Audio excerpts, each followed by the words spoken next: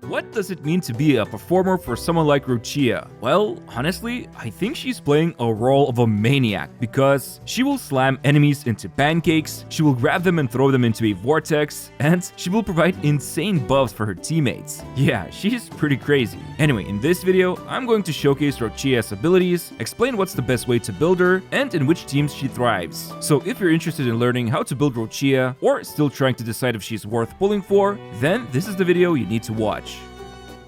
Quick disclaimer as always, this video contains test server footage, so content shown here and Roccia's stats are subject to change. Now, what's so special about this stage performer? Well, first of all, she's a premium support for havoc damage dealers, especially for Camellia, which I'll talk about later in the video, but if that's not enough, Roccia can also group up enemies with her funky tornado she summons, so this utility can be very useful in both Tower of Adversity and other time challenges. And then finally, she can also boost everyone by up to 200 attack with her Resonance Liberation. So paired with a strong support build, she can actually serve as a nice flexible choice for nearly any team comp. But I'm getting ahead of myself. Let's quickly go over how she actually works, starting with her forte. Okay, so basically her forte allows her to deliver pretty nice personal damage, and then on top of that, it is the main source of concerto energy. In fact, she gains tons of it, so you better be sure to land her forte consistently. Okay, but how does it work? Well, it has a resource system called Imagination. She can obtain at most 300 of it, and as you can see, the forte is split into 3 bars, so 100 Imagination equals 1 bar. Once she has at least 1 bar, there's 2 ways that we can consume it, by either doing a heavy attack or using the skill, both of which will end up launching her into air. So once launched into air, she becomes suspended for a moment, enters a state called Beyond Imagination, and if you tap attack, she will do this slam attack called Real Fantasy and consume 1 bar. However, as I said, it's best to have all 3 bars filled because, as you can see, doing these 3 slams in a row allows her to gain more and more concerto energy. In fact, the last third slam generates almost as much concerto as the first and second slam combined, so keep this in mind. Alright, so how do you build up Imagination to slam those enemies into pancakes? Well, it's actually pretty simple. There's only a few ways to do it. First, we have basic attacks. She has a 4-hit combo, and interestingly enough, the last 4th hit generates around 1 full bar of Imagination, so you better don't miss this attack because, unlike other methods, she has to hit enemies in order to obtain Imagination. But moving over to heavy attack, if you hold the attack button, and depending on how long you held it, she can charge up roughly 2 bars of forte, and if she hits the enemy, this will allow her to then deliver those Real Fantasy slam attacks. But I will say this, using heavy attack to charge up her forte bar is pretty risky against aggressive enemies in places like Tower of Adversity, since she just stands there menacingly and can be knocked over easily. However, in open world, this is a pretty good opener for any fight. But anyway, next way to gain her Imagination would be her skill. The moment you press it, she will immediately gain 1 full bar, and then she will create this giant tornado vortex that will suck in the enemies in the most hilarious way I've seen a gacha game do it.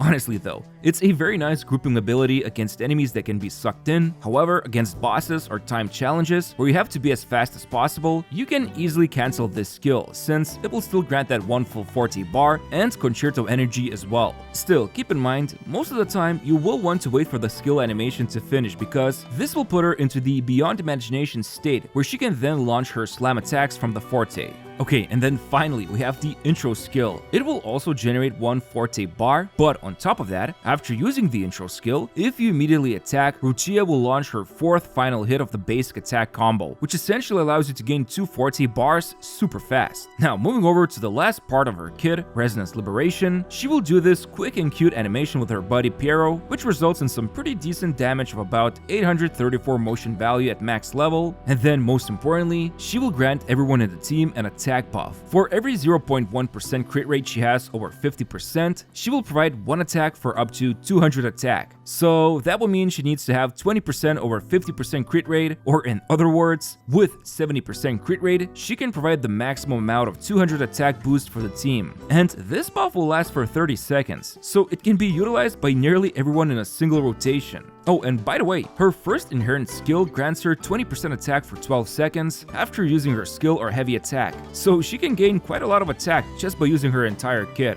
But yeah, that's how Roccia works in a nutshell. And when it comes to her rotations, while there's various ways to build up her forte and concerto bar, this example rotation works quite well in Tower of Adversity and other endgame activities. So start off with her intro skill, which then allows her to immediately use her 4th basic attack, and then afterwards immediately use Resonance Liberation, followed by the skill which then puts her into mid-air, which means now you can quickly spam those 3 real fantasy slam attacks, and then finally use her Echo if possible and switch out. That's it. She's got a pretty simple rotation, but it's really fun to do it, at least in my opinion. Anyway, enough yapping about her kit, let me yap about her build.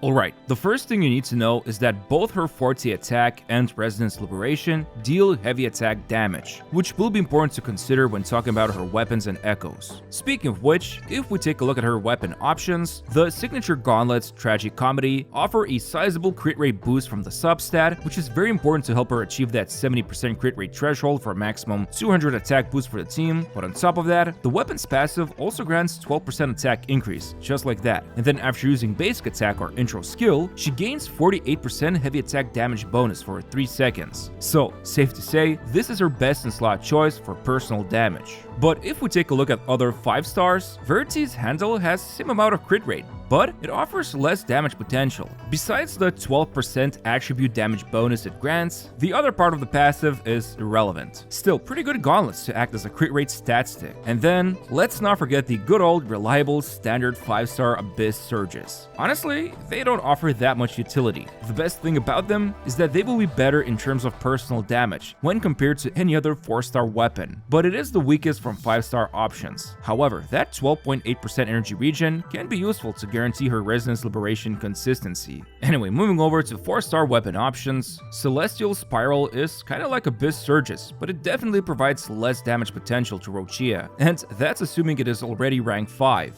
Then we have Hollow Mirage, which is about as good as Celestial Spiral, but it doesn't provide that nice flat energy gain. However, if you go with Mercado, these gauntlets pretty much tank her personal damage performance, but in exchange, she can gain good amount of Concerto energy, speeding up her rotations if needed, and that massive energy regen from substat basically means you don't have to worry about Resonance Liberation not popping off anymore. There's also Stonard, the Battle Pass gauntlets. They aren't that strong, but it's the only other weapon in the game which can provide critical rate for Roccia, which could be important if you can't achieve that 70% crit rate. Finally, if you're just starting out in the game, you can also use Originite Type 4 gauntlets. But now, let's talk about the meatiest section of the video, echoes and stats. Okay, so first of all, the new Echo set Midnight Veil with the Nightmare version Heron is going to be her best in slot choice, if we're talking about her personal damage potential. You see, this set overall provides 22% havoc damage and 12% heavy attack damage bonus, while also allowing her outro to deliver extra 480% motion value attack, and then after the outro, next unit swap to gains 15% havoc damage bonus for 15 seconds. However, compared to Moonlit set, while it provides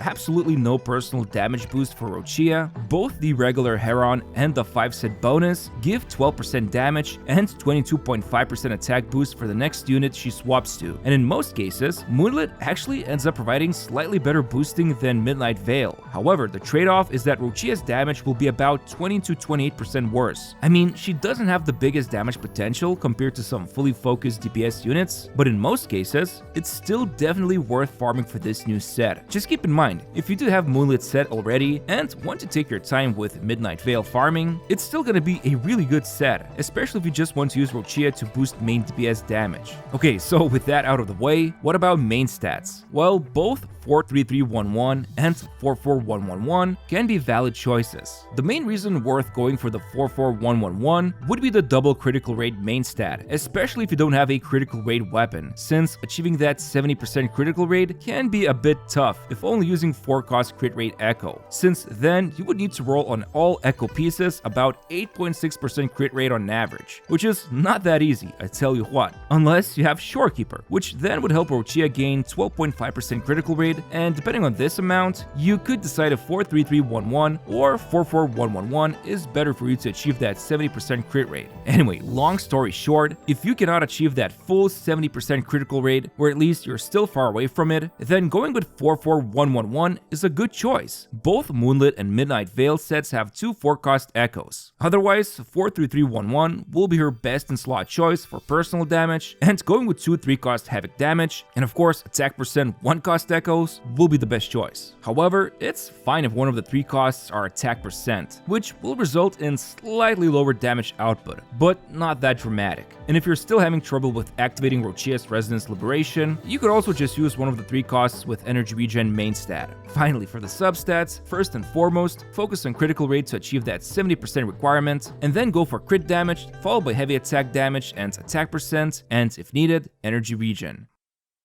It's time we talk about Roccia's best teams and what value she brings to them. Well, first of all, we of course have the outro skill. The next unit she swaps to will amplify their Havoc damage by 20% and basic attack damage by 25% for 14 seconds. And that means Camellia is going to be benefiting the most from this buff. However, the Havoc damage part can also be utilized by Dungeon, Havoc Rower, and even Tao Chi. And for the basic attack damage buffing, Lumi could be able to utilize that part too. Same goes for Jeji, since majority of her damage is also treated as basic attack damage. And so while now you can get the most value out of this intro for Camellia, others can also benefit to some extent. Now, there's also something I didn't cover in her kit section, and that is the second inherent skill. You see, when you trigger Roccia's outro, the next character you swap to will also replace their utility button with this device that can be triggered once within 14 seconds. And if you press the utility button, a vortex tornado similar to Roccia's skill will be summoned, which will suck in the enemies. So this can actually be very useful for anybody who needs or lacks crowd control or has weak AoE. But yeah, moving over to her actual teams, the best one is going to be Roccia, Camellia, and either Shorekeeper or Verena. As I said before, Shorekeeper can be great here to help Roccia achieve that 70% crit rate if needed, so keep that in mind. Now, for any other team, if it's not a Havoc damage dealer you're going to boost with Roccia, then using Moonlit Set can be a better choice in terms of buffing, since her 200 attack boost plus Moonlit Set can work as a nice catch-all general boost for any DPS, and on top of that, she also provides crowd control.